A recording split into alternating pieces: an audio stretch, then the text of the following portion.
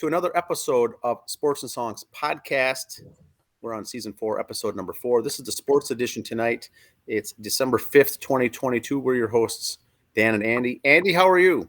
I am doing good, all things considered for me this last week. We'll get to that later on, but been a very emotional situation here. Oh, really? We'll get on that. Is that going to be part of a soapbox, maybe? That's after the soapbox, we'll later on, but we will be covering that. Yes, we've laughed, we've cried a lot this week. It's been a lot going on. So the college football regular season is done. The conference championship games are done. All we've got is really the annual Army-Navy game Saturday, and then it's bowl season, baby. And here's one thing I'm going to say now. I don't have it in my regular notes because it's so political past me. I don't get it. They have their 4 teams for their Big Four playoffs in football. They can go to 12 now because the Rose Bowl committee signed off saying, sure, we'll take your money. Okay. So the one conference has their conference championship game. K-State beats TCU in overtime. Yeah, yep. TCU stayed in the top 4 for the tournament. How's that figure out? Well, I was going to bring that up as well because, USC loses and drops out. Yep. Ohio State comes in, TCU loses and stays there. So right. I think that's a fair question. I don't get it. I'm not saying K-State should have taken their place. Not saying that at all. They are a top 10 team now. Congratulations, coach. But I mean, and here's the argument right there. If you let 12 teams in the tournament, do these conferences still have their conference championships? Because that would have been a first-round game maybe, and now you've messed all that up. A team that was maybe 12, like in the Big 10. Is that going to knock? Now, Andy, you've heard me say this before, and I'll say it again. If there's 4 teams in the tournament, the 5th and 6th teams are going to be complaining. Right. If you have 12, the 13 and 14 teams are going to be bitching. If you have top 30 teams in the tournament, teams 31 and 32 are going to be outside looking in. You're never going to fight that battle unless you have a playoff, but it's the same issue. You're still fighting that. But I have a trivia question. Let's get back to the basic. Trivia question is how we start off the episodes here for the sports edition. And it's always something that's going on at the time or in the season. Yep. Now with fall season wrapping up, basketball season's in full swing. I have a Big Ten basketball trivia question for you, Andy.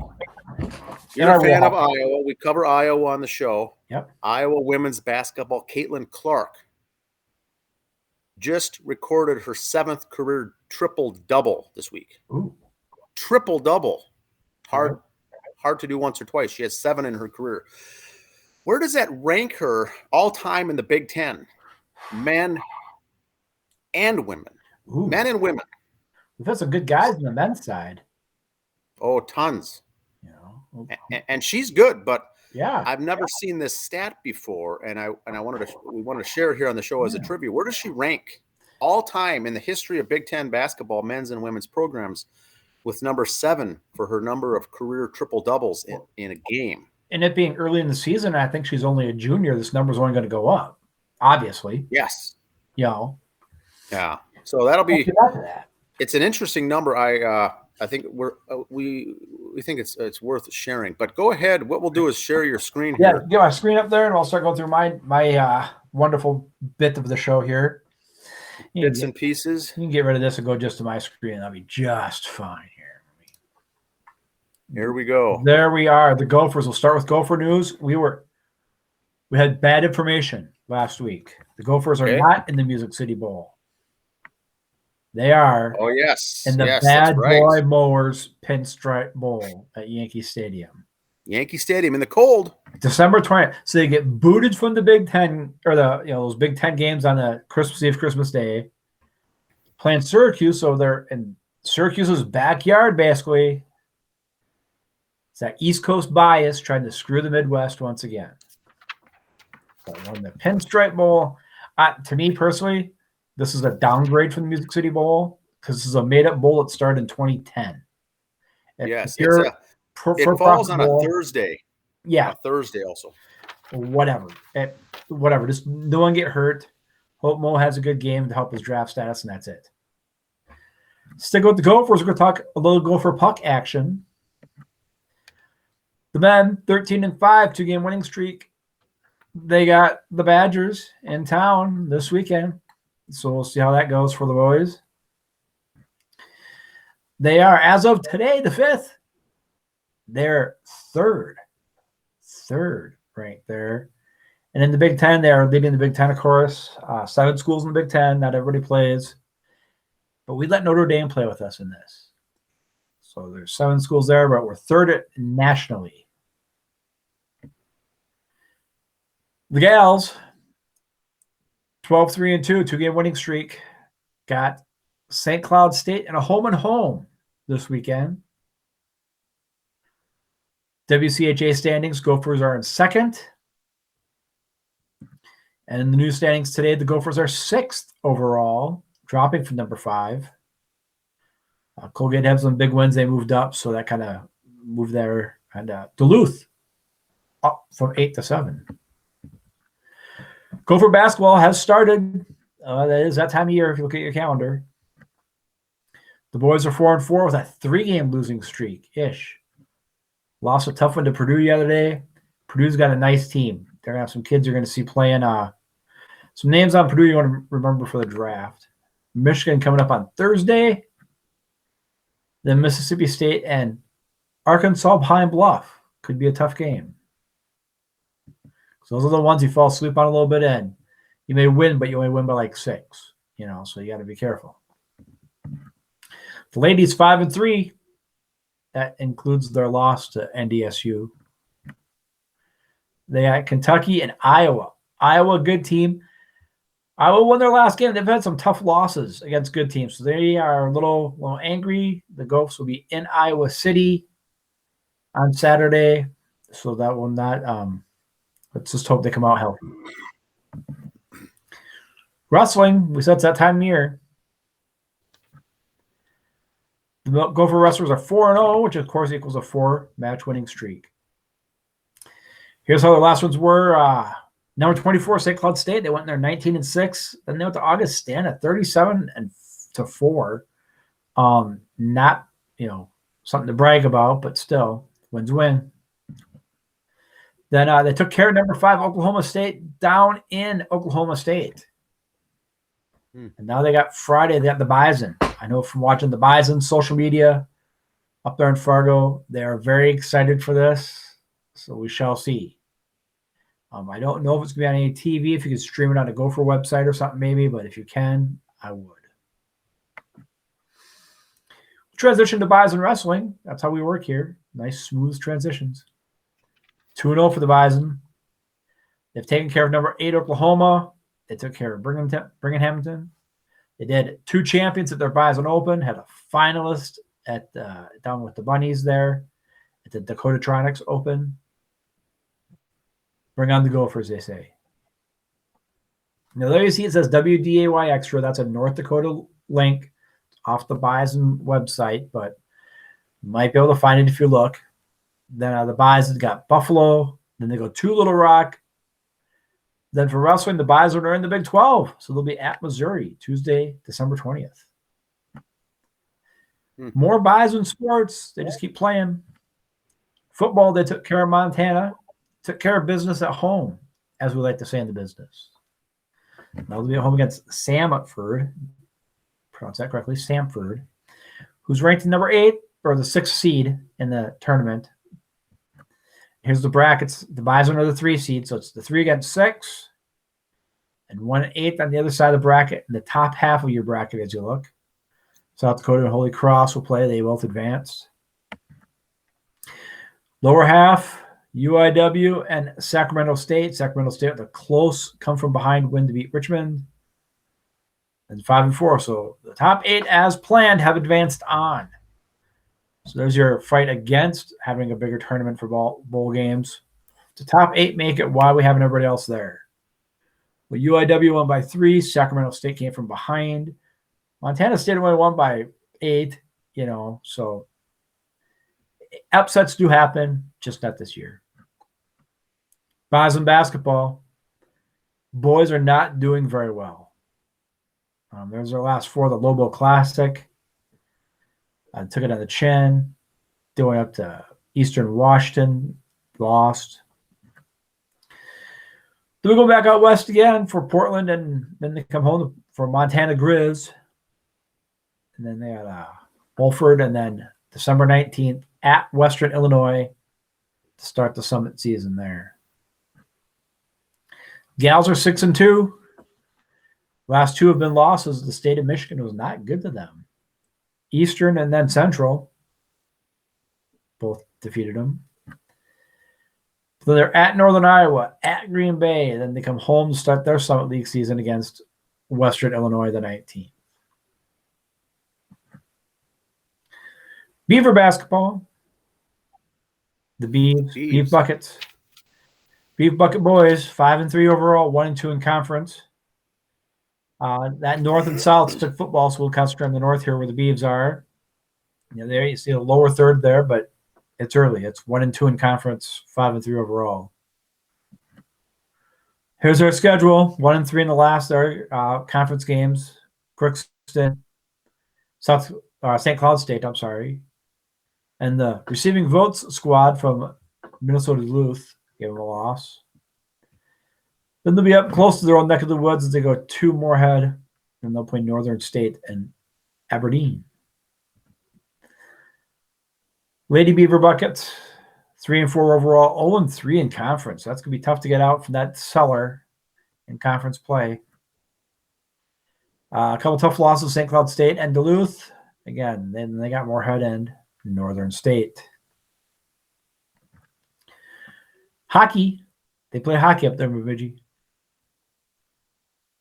6-4-4 overall for the boys, 4-1-3 in conference.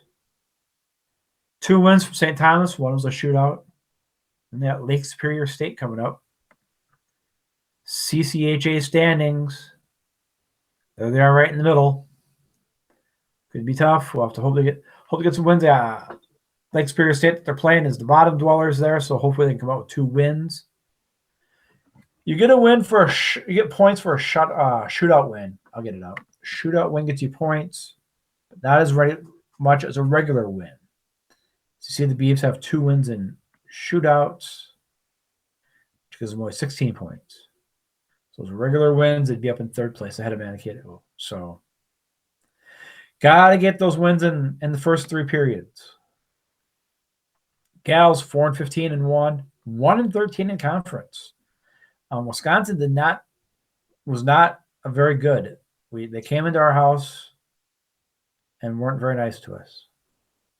Then we got St. Thomas at St. Thomas this weekend for the Beaver hockey. Crown College. Talk about Crown College. We have big news on them coming up later on in some weeks coming up. Introduce you to Crown College. Get used to them. Here in St. Bonnie, Minnesota, where they're based. Boys basketball 7-1 in the UMAC conference. We got a couple games coming up there against Northwestern and North Central. Of course, no conference games played, so they're all tied for first. But 7-1 overall. The gals are 2-2. Same games coming up.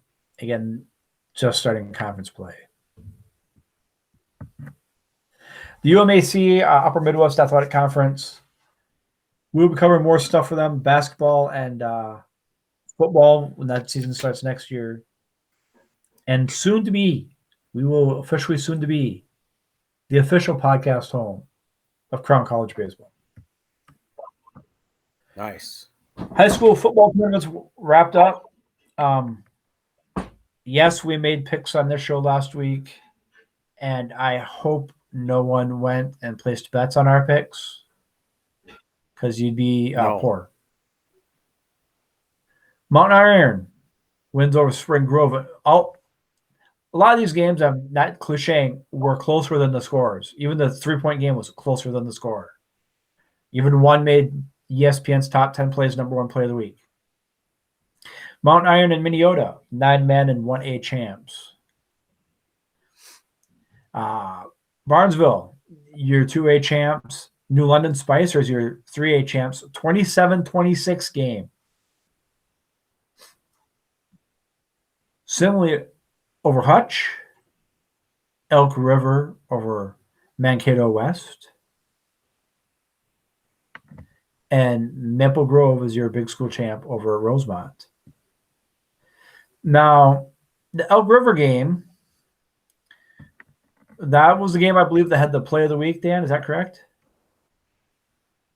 Or the New London Spicer game. I'm sorry. Backstream. There you go. The New London Spicer with the hook and ladder, we used to call it, but was the number one play on Sports Center. So congrats. I saw also someone put it out there. Randy Moss of the Vikes, tweeted to him, congrats. Well, I got two things, to say. We went through these games and did a preview. Yep. I, for the most part, stayed out of it, Andy, but I made two picks. One was Hutchinson will have an easy time over Simley. I predicted a double-digit win by Hutch. That was wrong. Yeah, that was a double-digit by Simley. A double-digit loss by Hutch.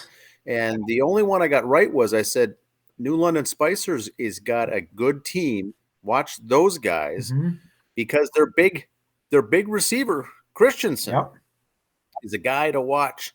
And 6'4", and they did the final play, the Hail Mary, got it down there to the 5-yard line, and while he was being tackled, he pitched it back to Mr. Christensen himself. He ran it in for the score for the game-winning touchdown as the time expired. Unbelievable finish. That is prep football right there for you, baby. Yep. That's the only thing I got right for the prediction as far as a big game from him. My Hutchinson prediction, way wrong, but we did do the show with Kip Kovar, and we went through each of these games. Now, we're not talking about the only thing I got to say, Andy, is the 7 classes. We have champions in the 7 classes. I would like to congratulate the 5 teams. Let's see, the 4 teams of the 7 that finished undefeated. Yep. Very hard thing to do. Any kind of state football championship at the varsity level to go undefeated the entire season and win.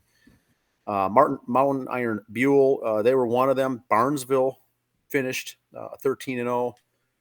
Elk River 13-0. Maple Grove 13-0. 4 teams of the 7 finished 13-0. Hats off. That's a very hard thing to do. Continue on. With that done, we go into hockey and basketball. So boys hockey. We're not going to go over the games and that for these every week, folks, because there's so many and so many classes and games every day. We're just going to kind of update the rankings. So here we are, week 1 rankings, 2A. Tonka, number 1, up from number 7 the week before, which was basically the preseason bowl. So you got Tonka, Wayzata, and Andover, your top 3 there. Andover up from number 10 because, of course, some schools didn't play. Hillbury drops from 6 to 8 without playing a game. But that's just preseason tournaments and the way it is. In 1A, you got Hermantown up there at the first. War Road, Montemita. I could probably just change a date. These 10 won't change much, but here they are. Girls hockey. Here we go. Gentry Academy, number 1 for 2A. Andover and Tonka is 3rd. Ahead of Edina, the way God intended. In 1A, War Road, Proctor Hermantown, and Academy of Holy Angels. Again, those 3, as we've said before, are going to be in the top 5 guaranteed all year, right there, barring natural disaster. Boys basketball, 4 classes. This is your preseason polls as of the 25th. I know some of these teams have played games, so do not bother Connie with your rotten emails about us. Yes. These are just, I can only tell you what the Star Tribune has printed. I can always show up here. So, and again, we're just going to show the rankings. Well, as games go on, we'll talk about highlight games or certain conferences we'll pick up here and there, but we're just going to cover the 4 classes here. Park Center, Lakeville North, Wayzata, Tonka, and Eastview are your top 5. 3A, Totino Grace, De La Salle, Orono, Montemita, and Benilde are your top 5. 2A, Minnehaha, Holy Family, Plainview, Lake City, and Perham are your top 5. Watertown Mayor at number 9. 1A, Hayfield, Belgrade, New Life Academy, Cherry, and Cass Lake. There you go there for the boys. Girls basketball, let's hit them. 4A, Hopkins, Tonka, St. Michael, Albertville, Eden Prairie, and the Chaska are your top 5. Preseason poll number Class 3A, Becker, Benilde, Grand Rapids, Alec, and Academy of Holy Angels. 2A, Providence, St. Croix Lutheran, Minnehaha Academy, Goodhue Holy Family. Again, probably those 5 will be up there most of the year. 1A, Hancock, Mountain Iron, Hayfield, Underwood. Shout out to Underwood. Buffalo Lake at 5. And there's Coach Gustin and the girls at number 9 with Mayor Lutheran. Oh, yes. Close personal friend of the show, Chris Gustin, by the way. Yes. KG, as we call him. Wrestling. Now, the Star Tribune site or Minnesota State High School League does not show its own rankings, so we go to the guillotine for that. There are sections in the parentheses. It's 3A, 2A, and 1A. And we'll just kind of talk about the top few schools here. Okay. St. Michael Albertville's 1, Hastings 2, Stillwater area 4. And this is kind of like with hockey. You get a lot of combined schools for the wrestling too there. So that's why it's Stillwater area. Northfield and Waconia 5. 2A, Simley, Becker, New Prague, Casson, Monterville, Scott West at number 5. Watertown Mayor at 12. Class A, Jackson County Central, Royalton Upslaw 2, number 3, West Central area. 4, Belgrade, 5, Dover. So there we go. Howard Lake, Waverly, Winstead at number 11. Now, they did have a gals ranking for the girls wrestling, but nothing by team, so it's all individual. It is. But by weight classes, I didn't know that. It is weight classes, and the way I was raised, I did not speak of a lady and her weight or age, so I'm not going to pick them up. Yes. You're raised well, Andy. And I've seen some of the sales, they'll beat me up, so I ain't going to put it up. They won't have teams. They'll practice with the boys, but compete with the girls on an individual basis only at state and in open invitational tournaments, I suppose. Yep. So if you go to the Guillotine, you go to their site, they have them by weight class ranked. And we'll probably touch that every now and then. If we don't do the boys teams, we'll cover the gals. Okay. But for time reasons today, we're doing just the boys. You go to the Guillotine site and do that. Good to know. A lot of gals from the Bemidji school I saw in there. I just kind of peeked at it real quick. So the northern schools might see a little more action than the southern or metro. Okay. All right, the NASCAR awards. I'm not going to go over the winners on that. That's going to be a special show midweek here coming up, maybe.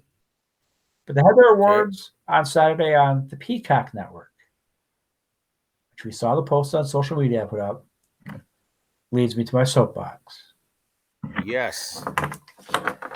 Emmy Award-winning soapbox, by the way. In the Sports and Songs category, Carver County edition. What now? Emmys. The soapbox won an Emmy. Thank you. All right. So you want to grow the sport of NASCAR. So you have it on. NBC buys the contract. They put some of it on USA, which is okay. I'll give you that. It's a common cable channel. We'll get it. When Fox does it, someone going FS1, not everybody gets that. That kind of bothers me. You're paying this big money and you're burying it. Now your award show comes up and you put it on an app. Now, with that said, I'm not a big fan of the Oscars or the Emmys or stuff like that, but the red carpet events and some of that's kind of fun to watch because they let their hair down, they let it go. The ESPYs on ESPN. Everyone's kind of got their guard down, they let it go. It's kind of fun to watch. And here you're going to want to grow NASCAR and you bury it on an app. There's many other channels that NBC owns. And here's just what they had on TV that night, opposite this. NBC had Celebrity Password and Dateline NBC on. Bravo had a show called Couples Retreat, a reality show, I'm guessing. CNBC had Undercover Boss. E had The Proposal, played back-to-back. That's a movie, I'm understanding. Oxygen had Accident, Suicide, or Murder. Sci-Fi had Fast 5, followed by Fast and Furious 7. So they didn't even play those movies in order and had them back-to-back. And USA had episodes of 911 back-to-back, and True TV had Impractical Jokers going on.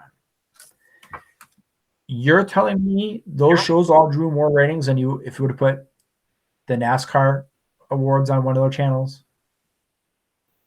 I'm just saying. You want to grow the sport, don't bury it on an app for your award.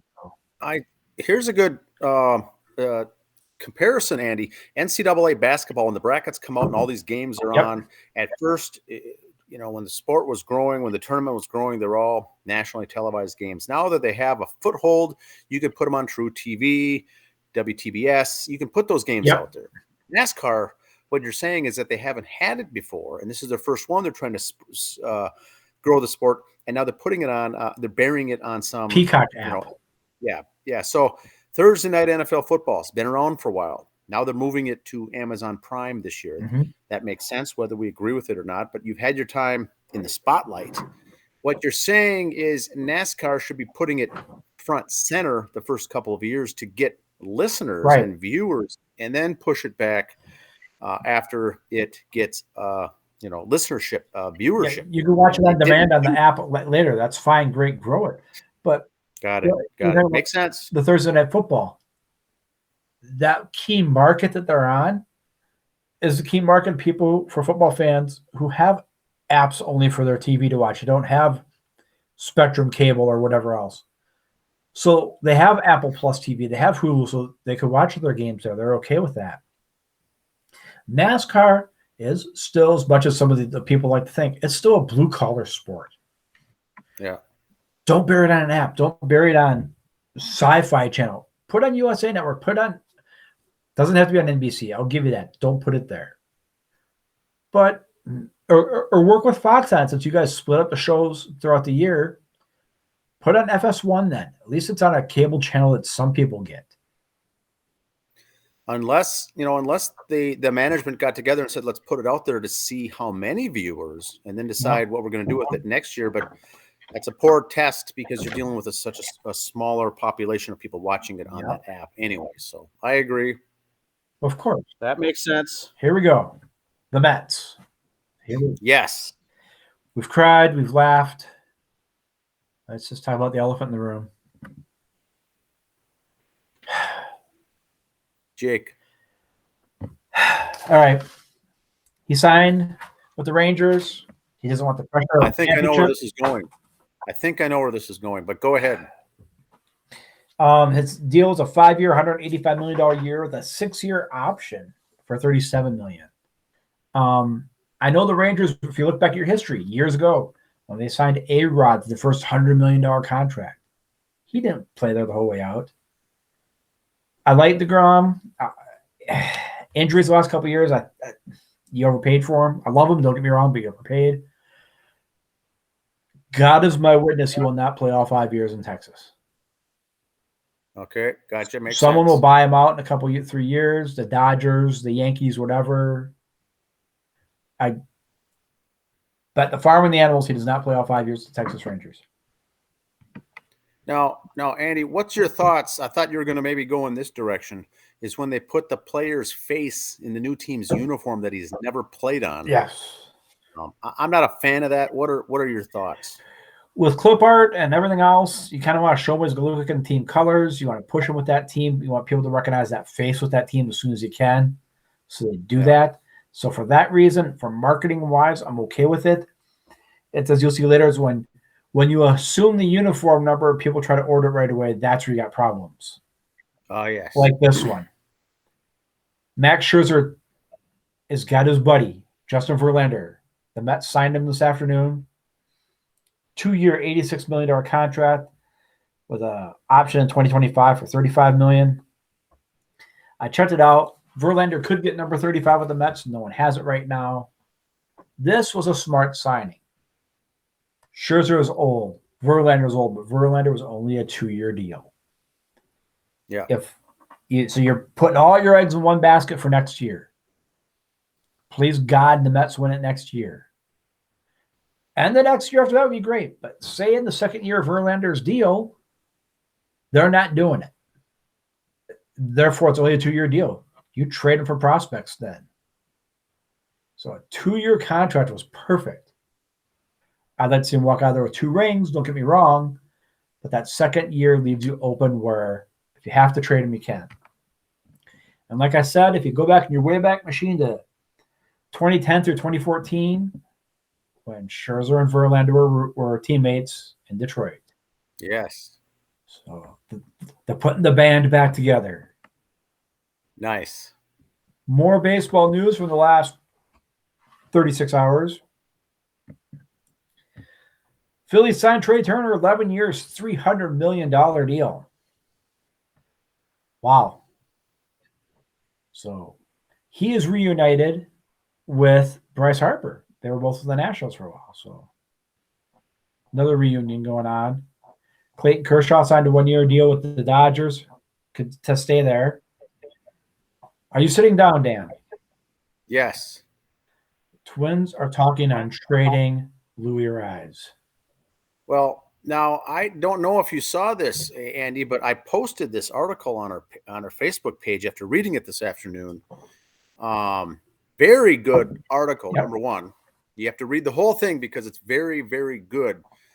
It's almost more well written than most of the beat writers and the Twins covered writers here in town, because I feel like reading some of these articles, I'm like, what are you talking about? And this article was good. Now, I've never seen any talk of trading Arise, but this made sense because he's a blue chip. You're going to get the most you can for him this year. Yep. He doesn't have a home per se defensively, although he's a good serviceable first baseman. Yeah.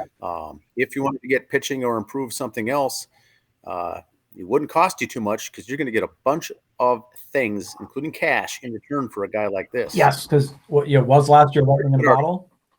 Is he really good? Because they're not going to sign in a big bankroll right now because they're still paying Buxton for 1 good year. Yep. So that might be relevant. No, I think Arise is the real deal. He will be good. And the rest of the article goes on to say, which I agree with, the rest of the team and most of the lineup is set defensively. Most of the pitching is already set defensively. You read articles about Minnesota Twins pitching, and most folks are saying, we need to beef up. We need to beef up. We need to beef up. The Twin starters that they have should be good to go. There shouldn't be any off-season deals for starting pitching. But this article, the writer of this article, goes on to say that 3 of the big studs on the pitching staff after this year is over are up for renewal or going out. That's what this article focuses on. Maybe you do get some starting pitching for a deal, for a 3 or 4 year deal or something like that to make up for the problem we're going to encounter in 2 years from now. This year, I think the problem is fine with the pitching, but I don't have a lot of folks that are on my side that believe that. But this guy had a real good, well-written article that you could get a lot for Arise right now. Before you have to have that whole thing, should we sign him for the big money? Should we not? This or that? If you can get rid of him, do it now. I like him. He's a nice guy, nice clubhouse guy. But you know what? Nice guys don't win rings. Well, he's a nice guy. I'm a big fan of his myself. Yeah, I am too. Yeah. You have to think in terms of what would you get in return for the current batting title? Jackpot, baby. Yep. You could get prospects. You could get live guys, current guys, future guys, prospects, cash. There could be a whole assortment of things coming along if you put this gentleman on the table. No, you're not in a good way. In a good way. You can't get a trade him for Ohtani straight up. No, he's not that caliber yet. But a team like the Angels might want him to fit in. And now what do you guys got for prospects? Yep. Fred McGriff makes the Hall of Fame. Nice. Joy in Mudville. Fred, very deserving of it. I'm kind of sad it took this long, this committee, to get him elected. He should have been in it beforehand. Shame on you, writers, for not putting him in there. Yes, I said it. Shame on you. Pardon my language. Yes. That's what I got, Dan. That's McGriff. The crime dog McGriff's a stud. Yeah. That guy could ball. One hell of a ball player. The other guy who's not in it that was on that same list is Dale Murphy. He's not in either yet. Again, shame on you. Timing. It all falls in the timing and who you're up against and what class you're in and who else is up at the same time. Now, one thing, going back to the soapbox real quick, I want to touch on. Yes, I did not say put the award show on NBC. Put it on one of your affiliates, one of your cable channels you own. Because also that night on non-NBC owned networks, ABC had the ACC championship and Fox had the Big Ten championship for football going on. So, of course, you're not going to put on NBC against that. I totally get that. But it's football. You might be flipping channels. I can't flip between an app and ABC back and forth or app and Fox back and forth. If you put on a cable channel, I might flip. I could catch my NASCAR awards here and there a little bit. That's the other reason I'm saying put on a regular channel. Saturday night, people flipping channels. Football games both get out of hand. You want to watch something. Well, think of it even as at a sports bar with multiple TVs. You have a couple on the football game. Yep. You may have one, even though it's in the corner. On the NASCAR, you're going to get people drifting over to watch that. Actually. Yeah, the two guys over there shooting pool want to watch NASCAR up on the TV, you know. So I have an answer for the trivia. Yes. The trivia question is Caitlyn Clark, the phenomenal basketball women's star from Iowa Hawkeyes, recorded her 7th career triple-double last week. Triple-double. She has 7. Where does she rank all time in the Big Ten? And I'm including men's programs, history of Big Ten, women's programs, history of the Big Ten. Where does that fall? Where do you think? As I think about it, back in the day, like when Michael Thompson was at the U, or some of the other guys back then, and McHale, Brewer, back those days, Willie Burt, you played 4 years.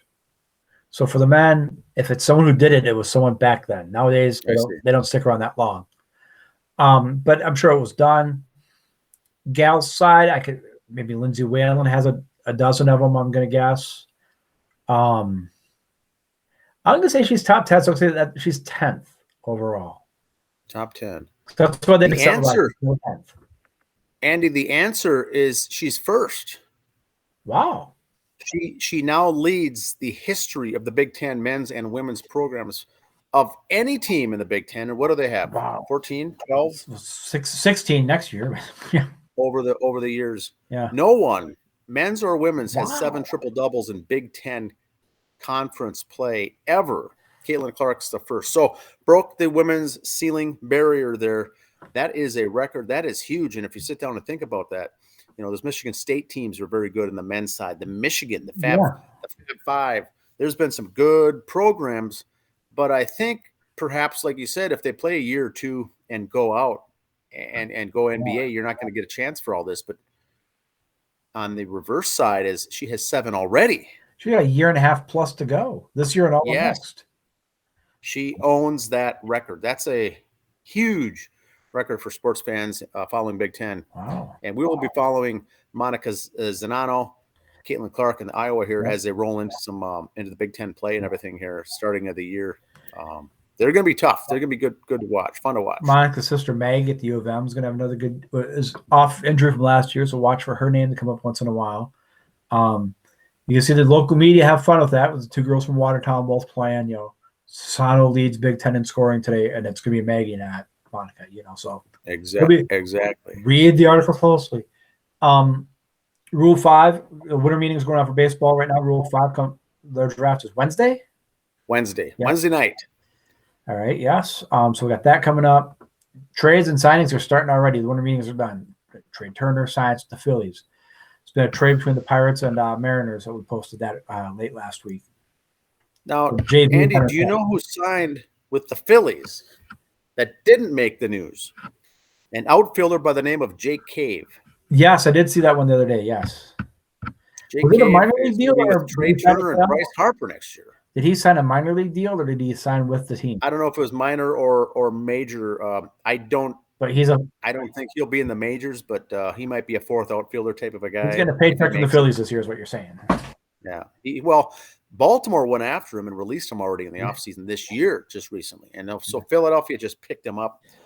Who knows? I think he's serviceable 4th outfielder for sure in the minors. He'll still be a stud in the minors for a couple of years. Yeah. But he's getting long in the tooth, as they say. Yes. That's all I've got for this week. That's all. Have a good week.